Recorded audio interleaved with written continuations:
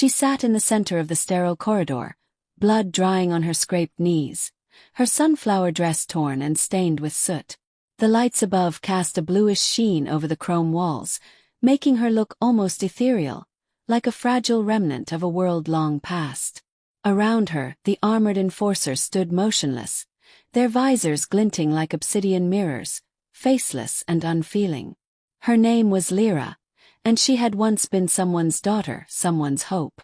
Now she was a symbol, though of what she hadn't yet decided. Resistance, maybe. Or collateral damage.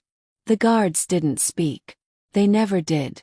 Bioengineered for obedience, they operated under a central neural network that pulsed somewhere beneath the capital's surface.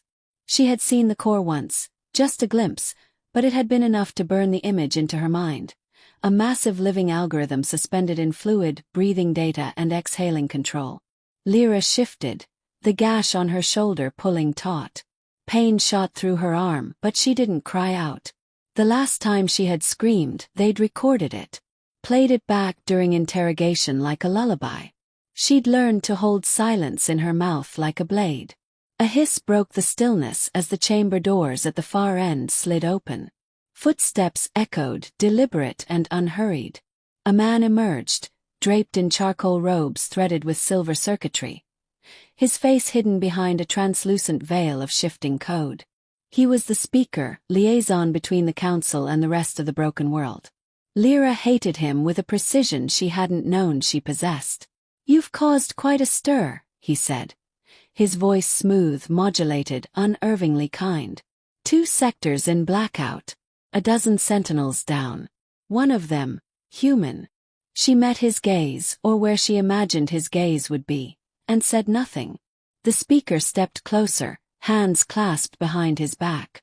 "You're not special, Lyra. Just exceptionally misplaced. Tell me where the others are hiding, and I promise you, this ends here." A flicker passed across her face. Perhaps a memory, perhaps defiance. She remembered the way Kalen had pulled her from the debris, his hands trembling as he wiped the blood from her eyes. She remembered the hidden tunnel beneath the orphanage, and the coded lullabies they used to pass messages. Most of all, she remembered the fire. "I don't know," she said, her voice hoarse. "You're lying," the speaker replied, though without menace. He didn't need it. Threats were obsolete. Everything about him, about this regime, was designed to dismantle resistance not through force, but through inevitability. He gestured, and one of the sentinels stepped forward. The sound of its movement, hydraulics and servos, was oddly gentle. It extended a gloved hand, and a holographic interface blinked to life between them, displaying lines of code, flashing symbols, and Lyra's neural scan. "You think you're protecting them," the speaker said. "But they're already compromised. One of them gave you up." Lyra's breath hitched. Too quick, too subtle for most to notice. But the speaker did. "Ah," he murmured. "So you still care." She turned her face away, but the damage was done. He smiled, she could hear it in his voice. "You're young," he continued. "You believe in causes, in people. It's admirable if foolish. But eventually, all revolutions end in exhaustion. You'll learn." He moved to leave but paused at the door. "We extract memories without pain now. You'll feel nothing when we take what we need. And when it's over, you won't even remember you ever resisted." As he vanished down the corridor, the sentinels closed in again, forming a perimeter around her. Still they didn't touch her. They didn't have to. The threat was a fact of life, like gravity or decay. Lyra closed her eyes. She focused on Kalen's face, on the laughter of the younger kids in the tunnels, on the way the stars looked when the power grid failed and the night returned to the sky. If they took everything from her, she would still have this moment, hers alone. In the silence, her fingers grazed the seam of her dress, where a tiny shard of metal was stitched into the hem. It pulsed faintly, syncing with the beat of her heart. They hadn't found it. She breathed in slow, steady. The speaker thought the war was over. He hadn't realized it had only just begun. The transport chamber hummed as it descended, the vibration a dull whisper beneath Lyra's skin. Her hands were bound, but she held her posture like a blade, straight-backed, unyielding. The shard hidden in her dress remained silent, dormant. It wasn't time yet. Across from her, seated in mechanical restraints, was the only other prisoner, Dax. Older than her by a few years. He looked like a man who had lived too many lives in too little time. Scars mapped his skin like a forgotten language, and his left eye flickered with a soft red glow, the telltale mark of a salvaged implant. He watched her with a kind of detached curiosity, the way you'd study a dying star. Brilliant, distant, inevitable. "You're Lyra," he said, his voice gravel and static. "Didn't think you were real." She didn't answer. The walls had ears, even in motion. "You blew out Sector 9's grid," he added. "Heard you walked through the flame like it was water. That true?" She glanced at him, unimpressed. "Is that what they're saying?" "Among other things," he smirked. "Some think you're the key. Some think you're bait." That drew her attention. "Bait for what?" "For who?" he corrected. "Kalen. He's the only one who'd risk storming Central for someone like you." She tried not to react, but Dax's gaze was too sharp, his experience too deep. He saw it anyway. "You care about him." "It doesn't matter," she said. "Sure it does," he replied. "Caring's dangerous. Makes you predictable. That's what they're counting on." The chamber slowed, a hiss of steam signaling their arrival. The doors opened to reveal a hallway lined with obsidian panels and soft, ambient lighting. Comfort carefully curated. This was no prison. It was the neural extraction wing, dressed like a spa, scented like peace. Two handlers waited for them, dressed in sterile white, their expressions blank behind augmented lenses. As they approached, Dax leaned close, voice low. "They'll separate us. You'll go under first. They won't find what they're looking for. Not unless you let them." She nodded once, barely perceptible. "And Lyra," he added as they were pulled apart. "If Kalen comes, don't look back. He won't leave if you do." They dragged her into a circular chamber where the walls pulsed with soft light. A chair rose from the floor, smooth and metallic, like something birthed from the ocean floor. She was guided into it, her arms and legs fastened with soundless efficiency. A soft voice, female, synthetic, greeted her. Neural calibration initiated. Estimated duration: 17 minutes. Pain suppression engaged. A helmet descended over her head, its interior dark and warm. Images flickered before her eyes. Snapshots of her life, unbidden. Her mother's voice singing in the ruins. Kalen's hand pressed to her chest, bloodied and shaking. The taste of iron and smoke. The sound of the speaker's calm cruelty. She focused on the shard again. Its pulse grew louder, not to the world, but to her mind. It was more than metal. It was memory. Encoded with a map, a failsafe, and something else, something alive. Not quite AI, not quite human. The extraction began. The machine probed her thoughts with gentleness that made her skin crawl. It was surgical in its violation, separating memories from emotion, tracking connections. She could feel it looking for the entrance to the rebel network, for names, faces, locations. She gave it nothing. She redirected pain into silence, grief into static. For every question it posed, she buried the answer beneath something meaningless. A song, a color, the feel of dirt beneath her fingernails. She layered her mind like armor. But the machine was patient. 7 minutes in, it found something. An image of Kalen, bruised and laughing in the tunnels. Paused, zeroing in. Lyra's heartbeat surged. She activated the shard. The effect was immediate. The helmet sparked, recoiled. Alarms blared, low, urgent. The handlers rushed in, but too late. The shard released its payload into the extraction system, corrupting the neural interface, scrambling data with a virus disguised as memory. The room dimmed. The light stuttered. For a moment, Lyra was alone with the flicker of her thoughts, the ghost of the machine screaming inside her head. Then the power cut. Darkness swallowed the chamber. She tore her arm free from the weakened restraint, the locking mechanism compromised by the overload. With effort and grit, she freed herself completely, rising from the chair like a revenant. Outside, chaos bloomed. Sirens. Footsteps running in wrong directions. Dax was waiting in the corridor, bruised but smiling. "Nice timing," he said, handing her a small pulse grenade. "Your boyfriend sends his regards." "He's not she started then stopped. "Forget it. Where's the exit?" "North Passage. Sublevel 7. There's a breach team waiting. We've got 4 minutes before backup arrives." They moved as one, silent and swift. The facility crumbled around them, not physically but digitally. The virus had spread, blinding cameras, opening doors that were never meant to be opened. As they reached the lift shaft, Dax turned to her. "You sure you want to go back out there? You could vanish, start over. No one would find you." "I don't want to vanish," she said. "I want them to know I was here. And that I'm coming back."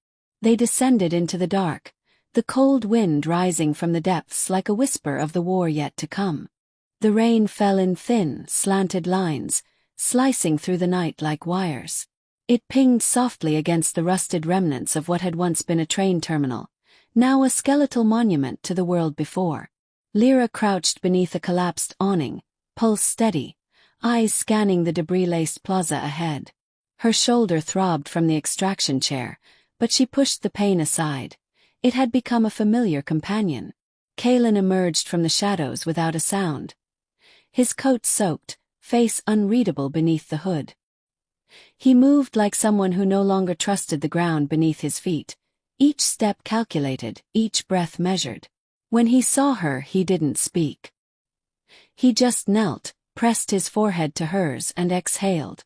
"You're alive," he said finally, as though the words had been waiting behind his teeth for days. "Barely," she murmured. "They tried to crack me. Did they get anything?" "Only what I let them see." She pulled the shard from her dress and held it between her fingers. Its light was dim now, flickering like a dying star. "It bought us time." "Not much." Kalen's jaw tightened. "We have to move. The council's sweeping the lower quadrants. Dax already left to secure the gate." "Is he?" "He's fine," Kalen cut in, then added more gently. "He said you saved his life." Lyra didn't respond. Her mind was already moving ahead, calculating risks, routes, the weight of decisions. She had been a fugitive for only a handful of days, yet she felt as if years had compressed into her bones. There was no innocence left to grieve, only the mission. They crossed the plaza under cover of night, slipping through gaps in surveillance, guided by an old route embedded in Lyra's mind from her courier days. Every corner brought the risk of betrayal. Every silence felt pregnant with unseen eyes. But Kalen stayed close, always a half step behind her, ready to cover, to catch, to kill. At the edge of the plaza, a sentry drone buzzed overhead, its searchlight sweeping in slow arcs. Lyra pressed herself against the wall of an old maintenance shed. Kalen mirrored her on the opposite side. They waited, breath held, until the light passed and the drone disappeared into the clouds. "Why come for me?" she asked as they slipped into the drainage tunnels beneath the city. Her voice was steady, but the question burned at the edges of her restraint. "You could have stayed safe. You were out." "I was never out," Kalen said. "Not really. Besides, you would have done the same for me." "That's not the point." He paused, turned toward her. In the dim light of the tunnel, his face looked older, rougher, as if time had taken its toll only while she'd been gone. "The point is, you're not just a symbol, Lyra. You're the reason people still believe this isn't over." "I'm not a leader." "No," he agreed. "But you're something better. You're proof they can't control everyone." They reached the gate hidden beneath an ancient utility conduit, just a slab of iron and concrete with no markings, but beneath it, a tunnel led to the remnants of the Resistance's last operating base. Or what was left of it. Dax stood nearby, flanked by 2 ragtag fighters with mismatched armor and tired eyes. "Scans show we're clean," he said without preamble. No trackers, no signals. For now. They descended together. The base was little more than a hollowed-out bunker, its walls lined with makeshift consoles and salvaged equipment. Children slept in corners, bundled in scraps. Adults whispered over maps. Everyone looked like they'd seen the end of the world more than once, and lived to remember it. Lyra stepped inside, and the room shifted. Not loudly, not with applause, but with silence, with stillness. Recognition passed from face to face, and for the first time she felt its weight. Not celebrity but responsibility. She found a table near the back and spread out a schematic, one she'd memorized during her time inside the council's core. It showed more than a building. Showed weakness. They're planning something, she said. Bigger than purges. It's called Directive Ashfall. It targets the underground water grid, the neural relay towers, everything people need to survive without them. If it goes live, the outer sectors won't last a week. Kaylin leaned over her shoulder. Where's the control point? There's no single one. It's distributed across 3 spires. And they've begun sinking them. Dax whistled low. They're turning the world off. Unless we shut them down first. The room fell quiet again. Not out of fear, though fear was there, but because something had shifted. The girl in the yellow dress, the one they thought broken, was standing in front of them with fire in her eyes and blood still drying on her skin. And she had a plan. Kaylin placed a hand on her shoulder. You sure you're ready for this? No, she said. But I'm going anyway. That night no one slept. Plans were drawn. Names were listed. Messages were coded and sent. The storm was no longer coming, it was here. And this time Lyra would be leading it. The sky above Spire 1 crackled with artificial lightning, an endless web of energy arcing between metal pylons that rose like fangs from the ground. The air smelled of ozone and burning metal, and the hum of the synchronization core reverberated through the earth like a second heartbeat. From the ridge overlooking the complex, Lyra surveyed the battlefield. She was crouched beside Kaylin, who adjusted the magnifier lens on his rifle with clinical precision. His face was streaked with dust and sweat, but his hands never trembled. Behind them, Dax coordinated with the breach unit through a static-filled comms link. His voice low and sharp. Lyra's mind worked faster than her pulse, mapping every guard patrol, every blind spot, every possible failure.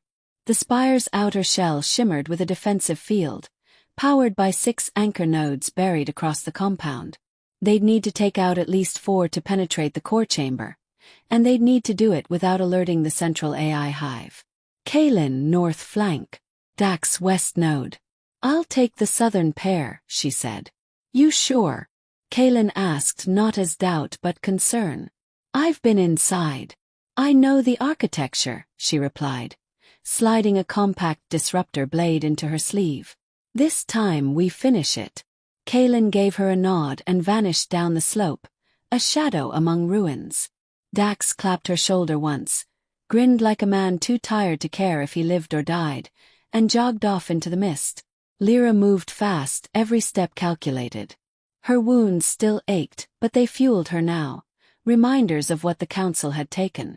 She slipped through the southern perimeter, neutralizing a sensor node with a pulse spike. The defensive shield above flickered as the first anchor destabilized. One down. She crossed the compound like a whisper, ducking under conduit lines and through shattered ventilation shafts. The second node was guarded. 2 sentinels armored in the council's new obsidian exosuits. Smarter, faster, lethal. She waited. When one of them turned to scan the west quadrant, she lunged. The disruptor blade hissed against the first sentinel's armor, sliding into the joint at the neck with practiced efficiency. The second turned too late. She jammed a shortwave stun charge into its chest plate, frying the interface. It twitched violently, then collapsed. 2 down. From her earpiece, Dax's voice broke through the static. 3rd node down. Kaylin's got 4. Good, she breathed. Meet at the breach point. Mark 042. She made her way to the rendezvous point near a breach hatch embedded into the spire's foundation. Kalen was already there, crouched beside the control lock. Blood stained his left sleeve, but he smiled when he saw her. "You always show up right when I'm thinking of leaving." "You'd never leave," she said. He keyed in the override code she'd memorized from her time inside, and the hatch groaned open, revealing a dark corridor lit by pulsing red conduits. They entered together, weapons drawn, silent as ghosts. Inside the spire, everything pulsed with life. Not biological but artificial. The walls seemed to breathe, the air tinged with the sterile chill of a controlled ecosystem. They passed beneath banks of memory servers, rows of frozen human data, harvested during extractions. Made Lyra sick. "They store minds in here," Kalen said quietly. His voice almost reverent. "Real people. Remnants," she corrected. "Ghosts they keep to refine their algorithms." It's how the speaker always knew what to say, what to fear. As they approached the core chamber, an alert flared red on the walls. Motion detected. The council was on to them. Doors hissed shut behind them, locking down their retreat. "We're in it now," Dax's voice came over the comms, strained. "You've got less than 10 minutes before reinforcements drop from Spire 2.